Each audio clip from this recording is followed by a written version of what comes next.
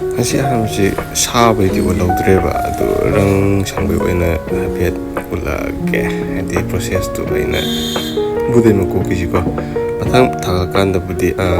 adum sabai proses tu adu so adum hap mateng mate hapake ko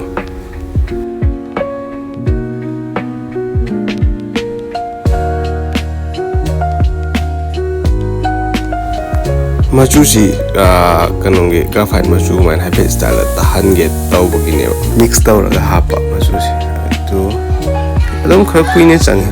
sirang sampai pung anyom khan mata chorana pung ama makhai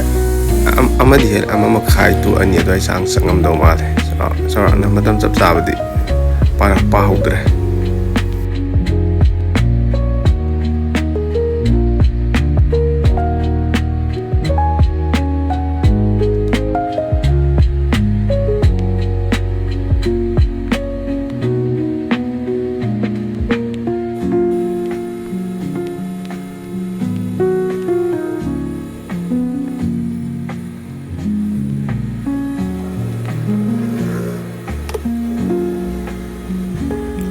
juga numidang tau bani na ko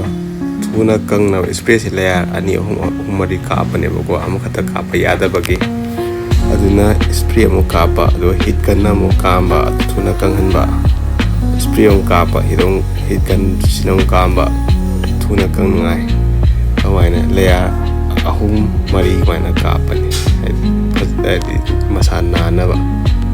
do masam gi sidi alam turi na brush na sange